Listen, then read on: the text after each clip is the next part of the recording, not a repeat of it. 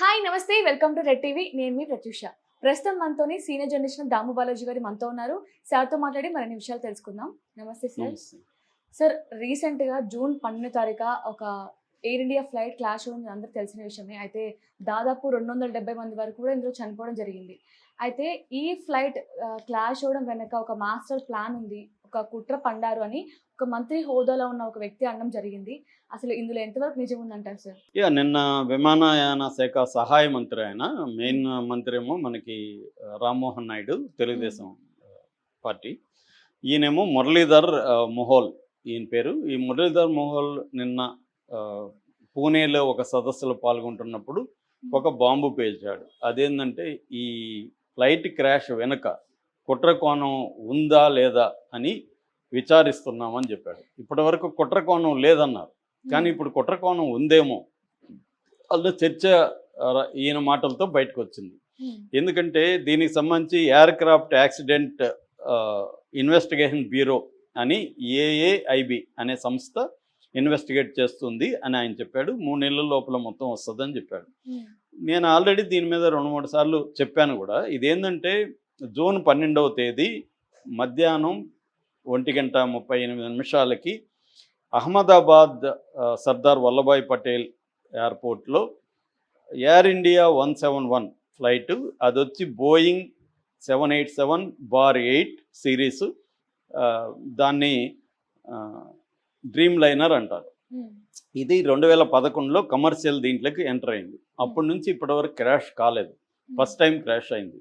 అది కూడా గాల్లోకి లేచిన 30 సెకండ్లోనే పైలట్కి అర్థమైపోయింది. మేడే మేడే మేడే అని ఆయన డిస్ట్రెస్ కాల్ అంటారు, అది వచ్చింది. ఆ తర్వాత సౌండ్ లేదు. అక్కడి నుంచి ముందుగా బస్టాండ్ మీద పడాల్సిన పరిస్థితి, ఆయన పైలట్ దాన్ని కాపాడి ట్రై చేశాడు ఖాళీ ప్లేస్లో దింపాలని, కానీ ఆయన వల్ల కాలేదు. చెట్టుకి గుద్దుకొని అది బీజే మెడికల్ కాలేజీ మెస్ మీద పడడంతో, అప్పుడు మెస్లో భోంచేస్తున్నారు మధ్యాహ్నం లంచ్. సో వాళ్ళు కూడా ఒక 33 మంది చనిపోయారు. అట్లాగే మొత్తం ఫ్లైట్లో 230 మంది ప్రయాణికులు, 12 మంది క్రూ సిబ్బంది ఉన్నారు. 230లో 229 మంది చనిపోయారు. క్రూ అందరూ చనిపోయారు. మొత్తంగా 242 మందిలో ఒక్కరు మాత్రమే బతికారు. రమేష్ విశ్వాస్ కుమార్ అనే అబ్బాయి 11A సీట్ నెంబర్, అతను ఒక్కడే బతికాడు. మిగతా అందరూ చనిపోయారు. గ్రౌండ్లో మెస్లో ఉన్న వాళ్ళ పిల్లలు కూడా డాక్టర్లు, వాళ్ళు 33 మంది చనిపోయారు. అయితే వీళ్ళందరినీ DNA ద్వారా గుర్తించారు. అందరికీ ₹1 కోటి పరిహారం ఇస్తున్నారు. అలాగే వీళ్ళ కోసం AI-171 ట్రస్ట్ అని కూడా టాటా పెట్టింది. ఎందుకు వీళ్ళ ఫ్యామిలీలకి ఏ రకమైన హెల్ప్ కానీ, వాళ్ళ పిల్లల చదువు కానీ, ఇంకోటి కానీ ఈ ట్రస్ట్ ద్వారా వాళ్ళకి హెల్ప్ జరుగుతుంది. ఈ రకంగా వాళ్ళకి ఇబ్బంది అయితే ఏం లేదు. కానీ అసలు ఈ ఫ్లైట్ యాక్సిడెంట్ కారణం ఏందనేది ఇప్పటివరకు ఫైండ్ అవుట్ చేయలేదు. ఇందులో కుట్ర కోణం ఉండొచ్చు అనేది ఇప్పుడు ఎక్కువ వినిపిస్తుంది. ఎందుకంటే టాటా సన్స్ అధినేత చైర్మన్, ఆయన పేరు నటరాజ్ చంద్రశేఖరన్, ఆయన ఏం చెప్తున్నారంటే అసలు ఇంజన్లో తప్పు లేదు. ఒకటి కొత్త ఇంజను, ఇంకొకటి కూడా పర్ఫెక్ట్గా ఉంది. ఆ ఇంజన్ పేరు కూడా ఏం చెప్పారంటే GENX IB67 engine, general electrics సంస్థ తయారు చేసిన ఇంజన్. సో 2 ఇంజన్లు కూడా పర్ఫెక్ట్ ఉన్నాయి అనేది చెప్తున్నారు. సో ఇంజన్లు పర్ఫెక్ట్ ఉన్నాయి, మెయింటెనెన్స్ బాగుంది, చెకింగ్ అంతా ఉంది, అన్నీ చెక్ చేసాము. కాబట్టి ఏ రకమైన ప్రాబ్లమ్స్ లేదు. DGCA అంటే director general of civil aviation ప్రకారం, నామ్స్ ప్రకారం మేము నడుపుతున్నాం, కాబట్టి ఏమి ఇబ్బంది లేదన్నారు. కొన్ని పైలట్లో ఏమన్నా ప్రాబ్లం ఉందా? పైలట్లు కానీ పైలట్ సుమిత్ సబర్వాల్ 8,200 గంటల సేపు ఆయన ఆల్రెడీ నడిపిన అనుభవం ఉంది. రెండవ వ్యక్తి క్లైవ్ కొందర్, ఆయనకి 1100 అవర్స్ నడిపాడు. ఆయన కూడా దాదాపు ఇద్దరు కలిపి 10,000 పైన గంటలు నడిపిన అనుభవం ఉంది. కాబట్టి అది ఏమీ జరిగి ఉండే అవకాశం లేదు. అయితే కొంతమంది చెప్తున్నది ఏమంటే, 2 ఇంజిన్లు ఫెయిల్ అయినాయి. ఎందుకు ఫెయిల్ అయినాయి అనేది నెంబర్ 1. నెక్స్ట్ ఫ్లాప్స్ అంటారు, ఆ రెక్కలకి పక్కన ఇలా ఉంటాయి. ఆ ఫ్లాప్స్ కాన్ఫిగరేషన్ రాంగ్ ఉందా, ల్యాండ్ గియర్ ప్రాబ్లం ఉందా, అంటే గాల్లోకి లేచినాక అవి ముడుచుకోలేదు అని చెప్తున్నారు. అట్లాగే flight management control system problem ఉందా, ఇవి ఇప్పుడు పరిశీలించాలి. ఇవి చేయాలంటే black box important. Black box already దొరికింది, అది డ్యామేజ్ అయింది, అమెరికా వాషింగ్టన్ డీసీకి పంపిస్తున్నామని వార్త వచ్చింది. దాన్ని కూడా నిన్న మురళీధర్ మొహాల్ ఖండించాడు. మేము ఎక్కడికి పంపించలేదు, మా వాళ్ళే చూస్తున్నారు, ఇందాక చెప్పిన ఎయిర్క్రాఫ్ట్ యాక్సిడెంట్ ఇన్వెస్టిగేషన్ బ్యూరోని దాన్ని పరిశీలిస్తుంది అని చెప్పారు. బ్లాక్ బాక్స్లో 2 రకాలు ఉంటుంది. ఒకటి ఎఫ్డిఆర్ అంటే ఫ్లైట్ డేటా రికార్డ్, అంటే ఈ డేటాకి సంబంధించి సెట్టింగ్స్ ఎట్లా ఉన్నాయి, ఏమన్నా తప్పులు జరిగాయా, కాన్ఫిగరేషన్ ఎలా ఉంది, అదన్నీ దాంట్లో రికార్డ్ అవుతాయి.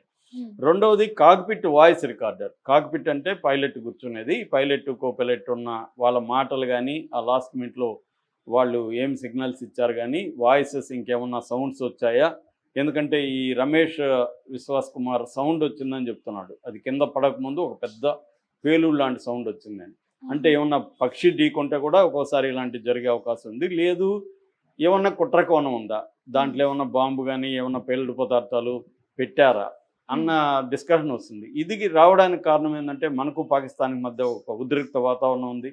మేలో 7 నుంచి 10th వరకు యుద్ధం జరిగింది, 3 రోజులు మనకి వాళ్ళకి మధ్య. ఇప్పటికీ వాళ్ళు బెదిరిస్తూ ఉన్నారు, మాకు నీళ్ళు లేకపోతే మీ రక్తం పారిస్తామంటున్నారు. సో ఒక ఉద్రిక్త వాతావరణం ఉంది, టెర్రరిస్ట్ యాక్టివిటీలు జరిగే అవకాశం ఉంది. దీనికి పాసిబిలిటీ ఏంటంటే ఒక టర్కిష్ కంపెనీ సెలబ్ ఏవియేషన్ అనే కంపెనీ 1955లో ఇది స్టార్ట్ అయింది. ఈ కంపెనీకి సంబంధించిన celeb aviation airport services India private limited అనే సంస్థ మన దేశంలో 9 ఎయిర్పోర్టులలో పనిచేస్తుంది. ఎక్కడెక్కడ ఢిల్లీ, ముంబై, బెంగళూరు, హైదరాబాద్, చెన్నై, అహ్మదాబాద్, గోవా, కొచ్చిన్, కన్నూర్, ఈ 9లో పనిచేస్తుంది. సంవత్సరానికి 58,000 ఫ్లైట్లకు సంబంధించి అట్లాగే 5,40,000 కార్గో టన్నుల కార్గోని ఇది డీల్ చేస్తుంది. ఇది 2 రకాల సర్వీస్ ఇస్తుంది. ఒకటి గ్రౌండ్ హ్యాండ్లింగ్, 2 కార్గో మెయింటెనెన్స్, అంటే వస్తువులు లగేజీలు అంతా పెట్టడం తీయడం ఇవన్నీ ఇచ్చేస్తుంది. గ్రౌండ్ హ్యాండ్లింగ్ అంటే దాని క్లీనింగ్ సర్వీసెస్ కావచ్చు, లేకపోతే ప్యాసింజర్ల లగేజీ కావచ్చు, ఇవన్నీ కూడా అదే నిర్వహిస్తుంది. 10,000 మంది పనిచేస్తున్నారు. సో వీళ్ళు ఏమైనా కాన్ఫిగరేషన్ సెట్టింగ్స్ని మ్యానిపులేట్ చేసి ఉండొచ్చు కదా అనేది అంటున్నారు. కాకపోతే దానికి కౌంటర్ సమాధానం ఏముందంటే bureau of civil aviation security అని ఒక సంస్థ ఉంటుంది అన్నమాట, BCAS అంటారు. ఈ సంస్థ ఈ టర్కీస్ కంపెనీని బ్యాన్ చేసింది May 15th. ఎందుకంటే వీళ్ళు టర్కీ కంపెనీ పాకిస్తాన్కి బేరక్తర్ అనే ఒక డ్రోన్స్ని సప్లై చేసింది. 400 డ్రోన్స్ మన దేశం మీదకి వాళ్ళు వేశారు. ఈ డ్రోన్స్ని సప్లై చేసింది ఎవరు? టర్కీని. టర్కీ ఓపెన్గా పాకిస్తాన్కి సపోర్ట్ చేసింది. సో కాబట్టి అలాంటి టర్కీ పాకిస్తాన్కి ఇంత ఓపెన్గా సపోర్ట్ చేసిన టర్కీ ఇంపార్టెంట్ కదా, మన ఎయిర్పోర్టు గ్రౌండ్ హ్యాండ్లింగ్ సర్వీసెస్ని దానికి ఇవ్వడం కరెక్ట్ కాదని విమర్శలు రావడంతో దాన్ని క్యాన్సిల్ చేశారు. క్యాన్సిల్ చేసినప్పటికీ వాళ్ళ మనుషులైతే ఇక్కడ కొంతమంది ఉంటారు కదా, వాళ్ళు ఏమన్నా చేసి ఉండొచ్చు అన్నది వస్తుంది. రెండోది టర్కిష్ టెకీ అని ఇంకొక కంపెనీ ఉంది. ఆ కంపెనీ ఏం చేస్తుందంటే మెయింటెనెన్స్, ఓవరాలింగు, ఫ్లైట్లకు సంబంధించిన ఇవన్నీ అది చూస్తుంది. అది కూడా కొంత ఉంది ఇన్ఫ్లుయెన్స్. ఎందుకంటే వాళ్ళందరూ ఫ్లైట్ ఎగరడానికి ముందు ఇవన్నీ చేస్తారు కాబట్టి ఆ సెట్టింగ్స్లో ఏమైనా మార్చారా సో అనేది కూడా ఇక్కడ ఇంపార్టెంట్. అందుకనే దీంట్లో కుట్ర జరిగిందనే కోణం కూడా చాలామంది నమ్ముతున్నారు. ఎందుకంటే ఇంజిన్లు కొత్తవి, మెయింటెనెన్స్ బాగుందని చెప్తున్నారు టాటాకి సంబంధించి. ఇప్పుడు కూడా 33 డ్రీమ్ లైనర్స్ని టెస్ట్ చేశామని చెప్తున్నారు. 33 కూడా బాగున్నాయి టాటా వాళ్ళవి. మరి ఫ్లైట్లో ఏం ప్రాబ్లం లేదు, పైలట్లు ఎక్స్పీరియన్స్డ్, మరి ఎట్లా ఈ స్థాయి క్రాష్ అయింది? ఇది అసంభవం అంటున్నారు. ఎందుకంటే ఇది 2011లో ఇంట్రడ్యూస్ అయిన ఈ ఫ్లైట్ ఇప్పటివరకు అసలు ప్రమాదానికి గురి కాలేదు. ఒక్కసారిగా 2 ఇంజిన్లు చెడిపోవడం ఏంటి? ఒకవేళ పక్షి ఢీకున్నా ఒక ఇంజిన్ పోతుంది, ఒక ఇంజిన్ బాగానే ఉంటుంది. సో అందువల్ల డౌట్లు వస్తున్నాయి, దీని వెనక ఏమన్నా కుట్ర కోణం ఉందా, ఈ టర్కీ కంపెనీ ద్వారా పాకిస్తాన్ హ్యాండ్ ఏమన్నా ఉందా అన్నది వస్తుంది. ఎందుకంటే కొట్టిపారలేం, గతంలో కూడా మన ఫ్లైట్లని హైజాక్ చేశారు, మన ఫ్లైట్లను గాల్లోనే పెళ్చేసిన సందర్భాలు ఉన్నాయి. కాబట్టి ఇటువంటి కుట్ర కోణాన్ని తోసిపుచ్చలేమని మురళీధరన్ కూడా చెప్తున్నాడు. అందుకని ఈ యాంగిల్లో కూడా మేము పరిశీలిస్తున్నామని చెప్తున్నాడు. కానీ మరి ఇది ఎప్పటికి బయటకు వస్తుంది? ఆల్రెడీ 1 month దగ్గర అయిపోతుంది. కానీ ఈ బ్లాక్ బాక్స్ని ఇవన్నీ చేయాలంటే టైం పడుతుందని చెప్తున్నారు ల్యాబ్లో. మినిమం 3 నెలల నుంచి 1 year.